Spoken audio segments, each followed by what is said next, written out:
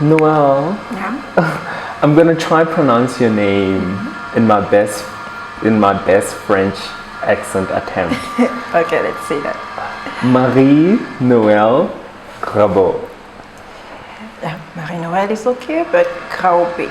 Graobe. The other is Graobe. Graobe. Yeah, that's my native language, which means authority. It means authority. Yeah. And you from Cameroon? Yeah. Where in Cameroon? From the far north of Cameroon. I'm from a little tribe called Tupori. Can I say hello in my language? Yes, you can.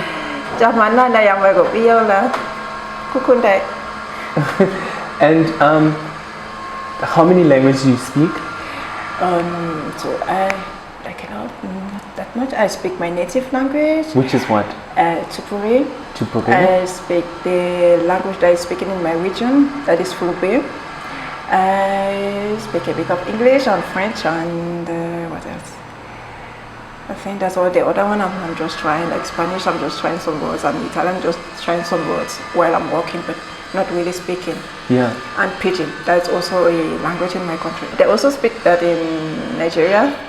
Oh yes, Nigeria, they also speak Pidgin English. I also speak Pidgin in my country. And I was born in the Anglophone side in my country, because where I'm coming from, my parents are from far north, where they speak like only the native language, a bit of French and the Fulbe.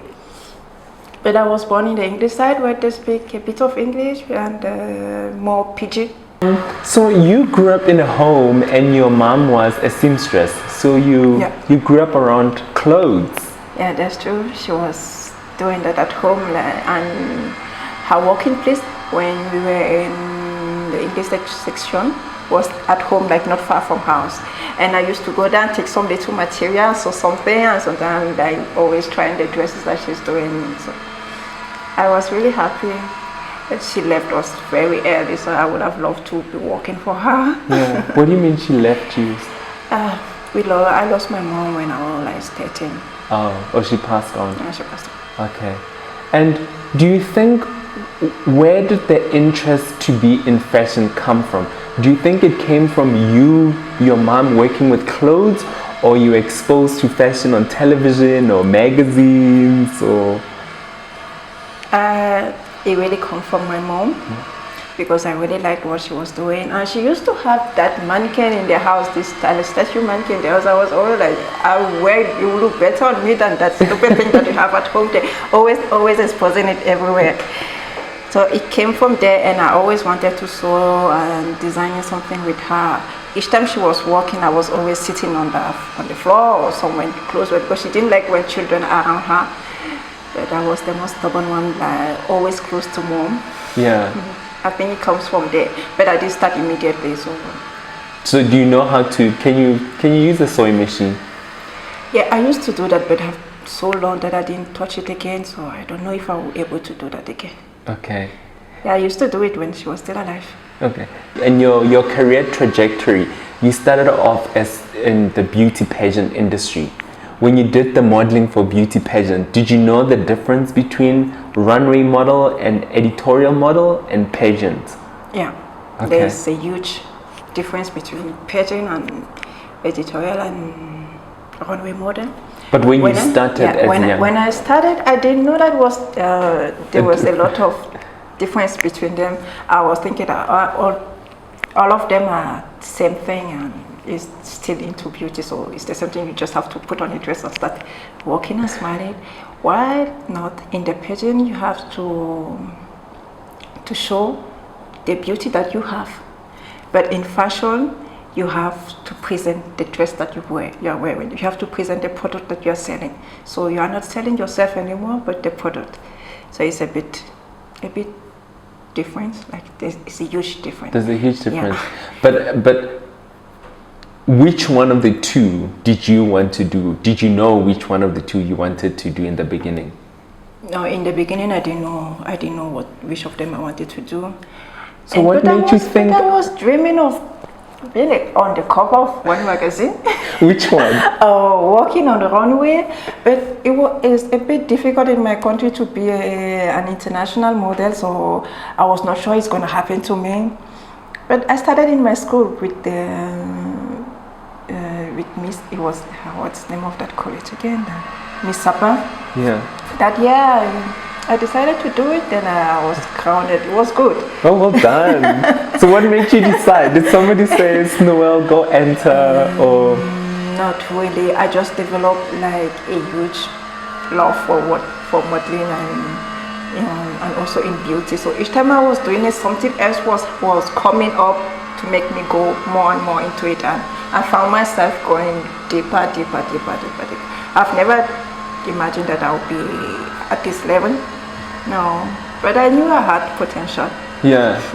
Did you grow up around a home? Did you know like you were tall or you're beautiful or you have like it's some kind of a different bone structure that made you different, that made you feel like, yes, I'm a beautiful girl, I can go be Miss College.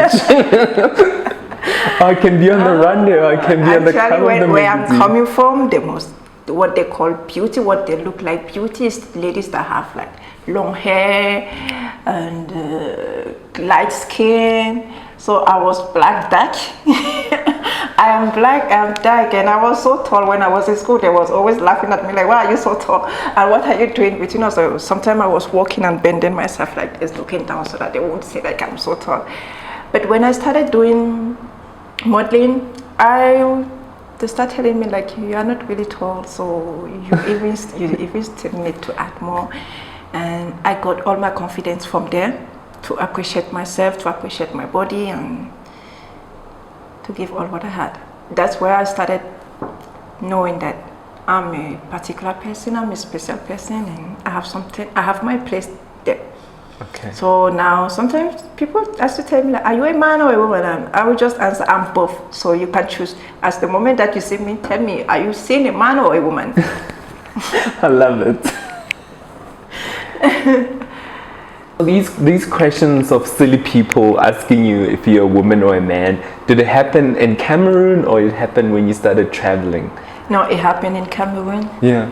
Especially when you go to little village that are really out of town.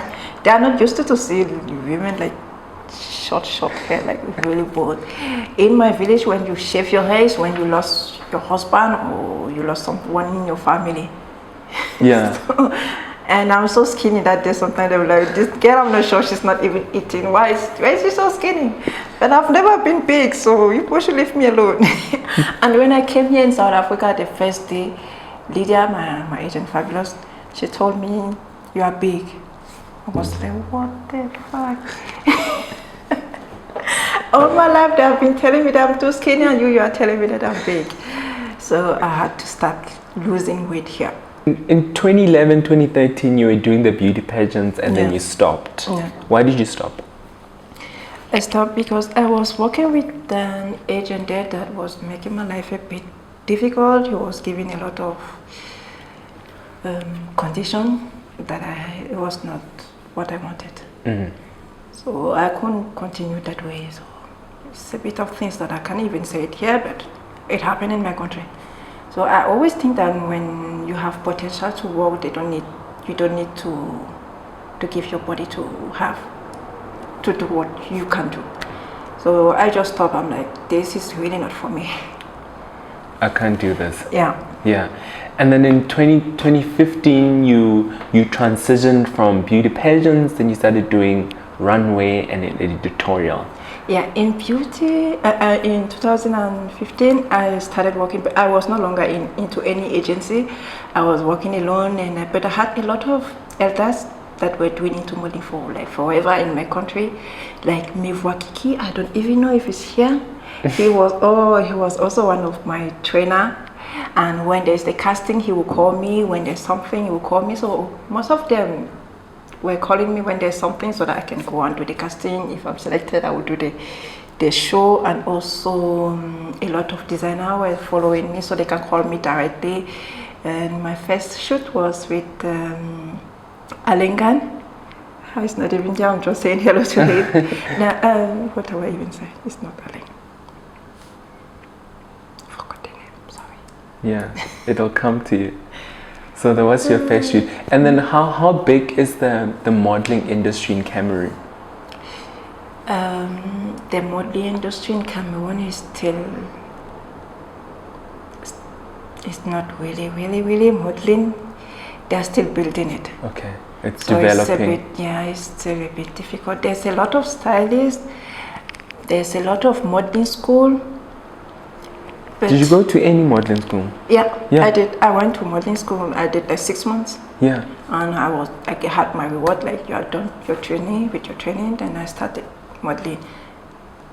Do you go every day to the school, or how does it work? No, like we had like a training twice a week, and we also had a program of exercise. Like there was a lot of exercise that you had to do, running, and gymnastic, and the walking and the pose.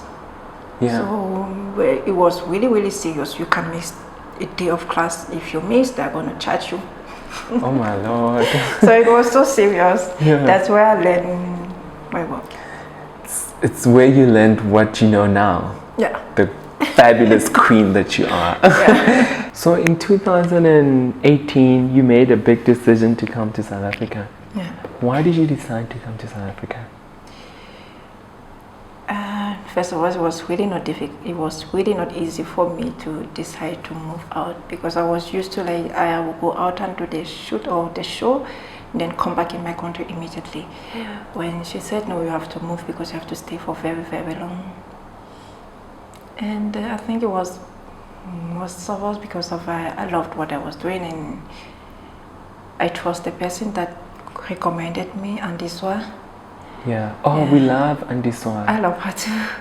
Fabulous Andiswa. And I knew if she really think you should go out of the country and try something, then it will work. Okay, wait. Did Andiswa go to Cameroon and find you in Cameroon? Yeah. Okay. We met in Cameroon the first What time. was she doing in there? She was 2015. producing a show. Yeah. Okay. The K-Walk. That's Okay. where I met her, and that's also where I met Makosa. I can't pronounce the name. Yes, Sorry. Laduma. Yeah. And David Lally. Okay. And then Andiswa saw you and she was like, come here, you young one. You have so much potential. Yeah, that's what she told me. In 2015 when she came, it was still my beginning, so she just trained us and we did the show. She went back. When she came back in 2017, still for the K-Walk. The K-Walk is made by the Anangan. Mm-hmm. I love her also. I just give her a lot of kiss. And Mian Manan was also there. So she told me, why are you still here in Cameroon? I'm like, this is my home. This is Andiswa. And she told me you should try somewhere else. Then by then I was already doing things in Nigeria, and I tried in Dubai. She said, no, you should go to South Africa. I'm like, I don't know anybody there, and I don't know how it works there. She's like, no, I know a lady that is that have an agency. She's working with a lot of black models that would be very good for you. She was talking about Lydia. Okay. Lydia of fabulous.com. Yeah. That's how I got signed and I came here. Did you got signed before you left Yeah. Cameroon? Yeah, I got signed and I started my paper, my document and everything. And when I came here, she took very good care of me. Lydia was always watching after me, so I continued staying. Yeah. How old were you? You don't have to say. But was it a scary, was it difficult? How was the experience? The most Like coming to this big city, Johannesburg. The most difficult part was leaving my son behind. Because I'm so attached to him, and it's not really easy to leave your child to another person to take care of him. So, and the food here is a bit different from the one I had at home. Yeah. Every day I was crying, not because of the work, but I was crying because I didn't have my child with me. But I got used to, and I was having it on phone every day also. So yeah, it made it better. Technology. Yeah, already saved my life. Yes. And how long was it? Did it take a lot of time to start booking jobs? No, the first day I arrived, I remember I landed at around 1 a.m. and I arrived at home I landed around 2 and I arrived at home around 4. And when at 6, she was on my door. Get up, you have a shoot. I'm like, I just arrived in this country, I don't even know anyone here. She said, you have a shoot, you came here to work, so just start. I was working almost every day. Really? And what was your first shoot?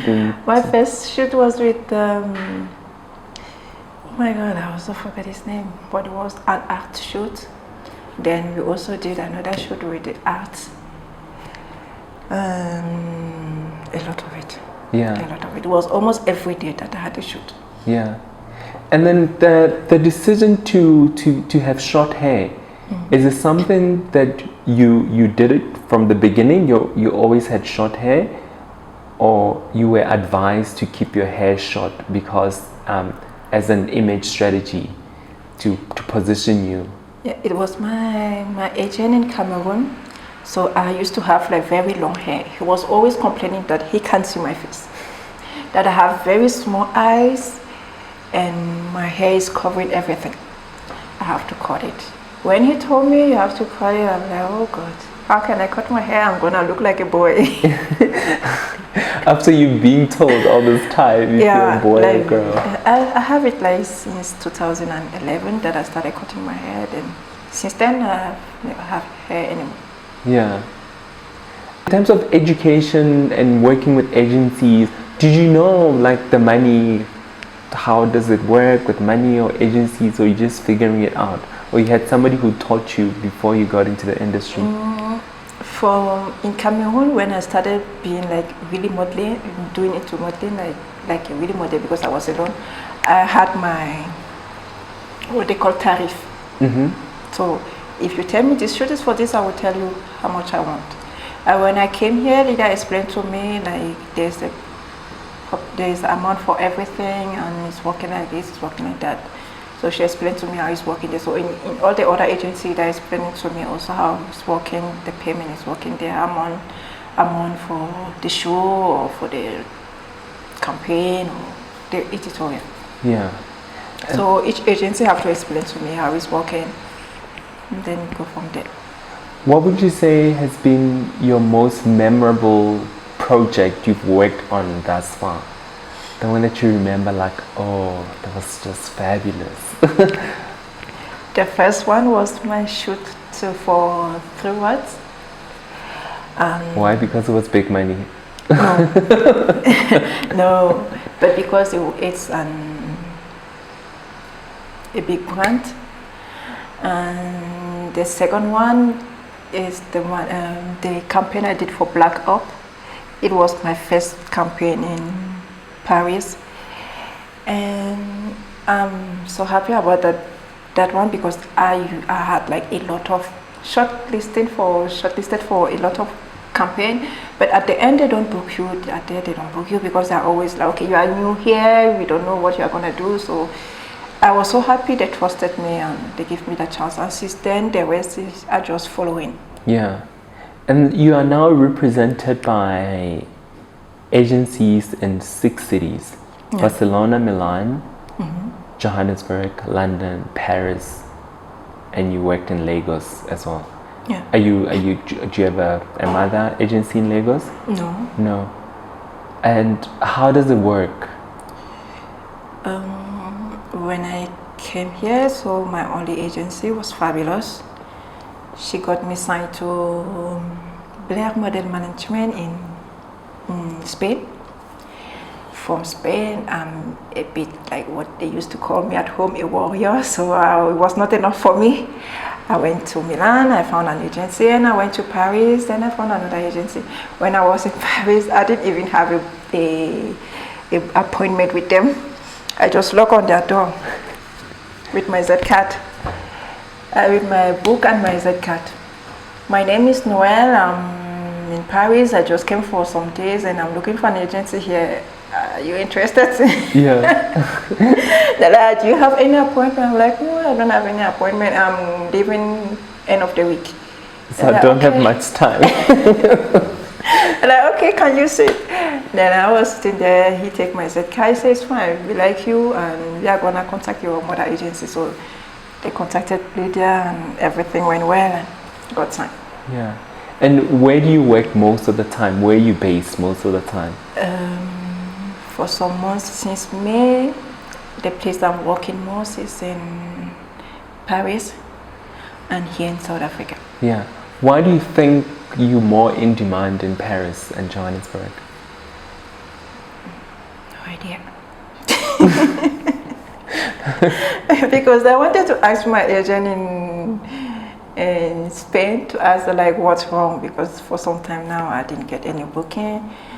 And one day before leaving, she's like, okay, you are booked for a shoot. I'm like, I already have my flight, and I've been there for 2 months. I didn't get any booking. All the other agencies, I'm not getting anything like the one what that I'm getting from Paris and Johannesburg. But anyway, I will still ask them.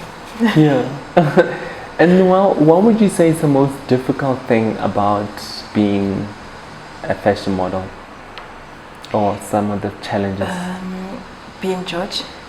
Like when you are doing a casting, this one may say like, oh, I don't like the face, I don't like her hands, I don't like the back. Like, you are not perfect, so sometimes it's not really easy to take all those remarks. And they say to your face once you to your face, there. yeah. They don't even care. But then how do you prepare yourself to know that this is just a job that you're doing? They don't really mean it personally towards you. It's just to know that this is not what we're looking for. How did you know to? In the beginning it was a bit difficult, but with time I understood that when a client wants something, he has his product to sell, so he already have in mind what he wants. And it's not that he has something against you or he just want to destroy it. No, he just want the best for his product. So I don't care anymore. If you say I'm not good for you, I'll be good for another person. That's how I'm doing. But each time, maybe when Fashion Week is about to start, I always try to do like a inner work to be ready to take all that. Yeah. And pray a lot. Fashion Week, which designer have you worked for that you felt like, yes, that's a tick, I've always wanted to work for this designer and I did it? David Lally. Yeah. I've always loved what he did. So each time I'm working for him, I'm always feeling like a queen. And in Paris, we just did some shoots like with Jean-Paul Gaultier and Dior and a lot of brands. So I was really happy to see them coming and delivering the dress for me to wear. It was really amazing to see that. Yeah. Have any of these designers ever gifted you something that you wore? I think yes. I recently received makeup brands used to send me a lot of things in Paris, and I recently received a dress I can't remember from a weekend. Sorry. But I used to get a lot of gifts there in Paris. Yeah. Even Nivea gave us some deodorant. I think I received some jewelry also, and some underwears. So did you meet Jean-Paul Gaultier? Pardon? Did you meet Jean-Paul Gaultier? No, it was the person that came to deliver the dress, not him. Okay. The only person that I met was Armani. He seems like a nice guy. Yeah, but he's really strict. Really? I suppose business is business. Yeah. Business is business, yes. So where did you meet? In Milan? In Milan and also in Paris. Okay. And obviously you spoke about your physicality, your skin tone, how you shaped, your body structure and all of that. And there's always this conversation about dark skin toned, especially in your industry.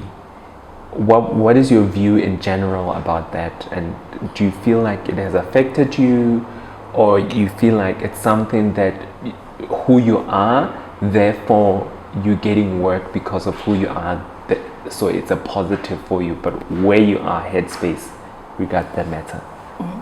For me, it's a positive thing to be who I am.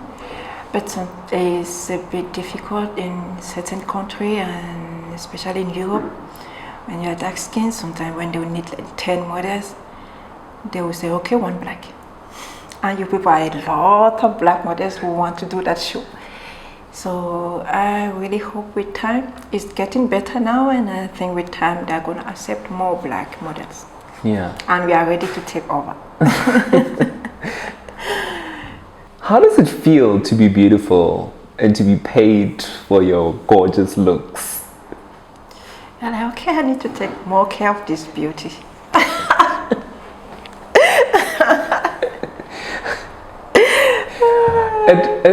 At what age did you know that, oh, there's something special about me and how I look? Very late, unfortunately. Really? I think not more than 2 or 3 years. Maybe not more than 2 that I realized that, okay, God really gave me something special. Love it. I always feel like normal, like, and when they're always telling you that you are not beautiful because you are dark, so it's not really helping you. But now, I'm so proud to be black, to be dark. I even want to be much more darker if it was possible, but I can't change my skin. But I'm so happy to be what I am. I'm so happy about my skin and my body structure. So whatever they're telling me, I'm like, bring it on. Yeah, I know what gives me, I know what God gives to me, and I'm happy to have it and to work with it everywhere I am. Yeah. Do you think that your skin tone guides your beauty, or you don't judge your beauty on your skin? I think I used to put them together because one of it cannot work without the other one. So the two of them together is the best for me. Yeah. I love my skin tones. I'm not sure if I was a little bit lighter, I would be that beautiful the way I am today. So the two of them work together. Yeah. And do you remember that moment in time when you just looked at yourself, or you looked at an image? Was it, the question is, was it you looking at yourself in the mirror, or was it you looking at your body of work that you've been doing for such a long time, or was it the affirmation of people that you work around telling you and celebrating you that really got you to a point to say, you know what, I'm good? It came out from all the work that I've already done. Sometimes when I see myself on a picture, I'm like, wow, this is really, really beautiful. Like, there's really something really special on me, and I just said to myself, I'm really gifted. Thank you, God. It came out from all the work that I've already done, because most of the time I'm watching my pictures and all the work that I've already done, and to see if there's something very, very special in it. And I'm always proud of myself. And there'll always be something special in it. Yeah, that I can guarantee. And also when you go to a shoot, and maybe you are shooting with someone else, when you are shooting, maybe they will just do this special remark like, you really have something. And it's always good to hear that. Yeah. Noelle, do you have a succession plan of what is it that you want to do? I know you have a business where you have a business set up in Cameroon, but is there a point where you think you're gonna retire from modeling, or something that you want to keep on doing, or what is a succession plan? I'm not planning to leave modeling, but I will be working less. I'll be choosing more. I'll be working less and be focusing more into my business, because sometimes you're traveling every day, you don't have life, and your things are everywhere. You don't control your life.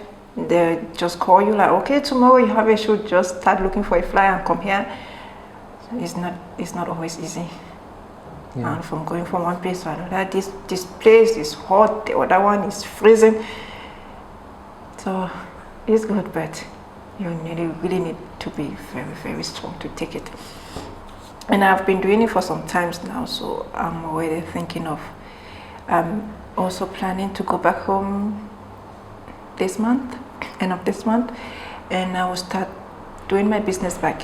And I've been doing this association that is sleeping since I left my country. I'm gonna start it back and doing my oil back and a lot of business that I've been sleeping because I'm not there. Yeah. And what do you know now that you didn't know then that you wish somebody told you? That women are really powerful. They can do a lot. They can do a lot of things at the same time. I didn't know, because where I'm coming from, the women are made to be wife and give children. They won't tell you that you can't do this, you can't do that. So I had to learn. I learned that I can be more than just a woman. And then some people will say the fashion industry, it's self-absorbent, it's frivolous, it's this and this and that. As somebody who makes a living and you provide for yourself or your loved one based on what you do, what would you say to a statement like that? Sometimes I don't really care about what the one that's saying that, because it's my work. That's what is making me to travel all over. It's not someone that is doing it for me. And I'm paying rent like in many places, and I'm taking care of my son, I'm taking care of my family, I'm taking care of myself. I can decide I can go here and I will go without any problem. So it's a normal job. You get paid for it. Yeah. And you have good life out of it. It is what it is. Yeah. That's that on that. I agree with you. Cultural radar, what do you think is moving the needle right now? Like, what are the things that you are just noticing in your daily life? You know, when you're just citizen of the world, you're in Paris, you're in Milan, you're in Joburg, you're in Cameroon, and you just notice like, okay, there's a change happening in the world. What do you think is that thing? Oh, someone's English is really not good. Say it in French. Ok. La remarque que moi je fais, la remarque, c'est que partout où je vais, chaque culture, chaque pays a sa propre culture qui le différencie de l'autre personne. Même si tu essaies de t'initier et de l'épouser au plus possible, ce n'est jamais pareil au tien. Now try say it in English. Oh goodness! I was like in every country, everyone is very, very specific according to his culture, to his background, to his history. So even though you try to get yourself into it, like you always feel the differences, and that's what makes the world to be so beautiful, because there's a lot of culture, there's a lot of knowledge. Everyone is coming with something new, something different that makes things be like, wow. That's fabulous. and in all the differences, for us to move forward, we must find the similarities. Yeah. You know, we can just focus on the differences. Oh, differences, yes. Yeah. But the differences is what is making us to be more up. Because if you are always contenting yourself with what you have and what you are used to, it's not gonna take you anywhere. But when you see what others have and what you have, and you try to put them together, it's always like an explosion. Puff, and it's very good. Yeah. So what would you say is the similarities that you found in Johannesburg or in South Africa and Cameroon? The similarity, people are really kind here. Some people are rude, but most of them are really kind. The traditions are almost the same. The way we respect each other, and the way of dressing, and the way of thinking is almost the same. Nice. So you can easily feel at home when you are here, and just need to adapt with the temperature and the climate, and maybe the food is a bit different. It's almost the same, but the way they do it is different because I love spicy food. And here they don't eat a lot of spicy. Yeah. So, it's always good. But I'll learn how to get. You must do like used to it. Beyonce and keep hot sauce in your purse. What is your son's name? My son's name is Diplom Marie-Noëlle Graobe, like me. What is your wish for your son?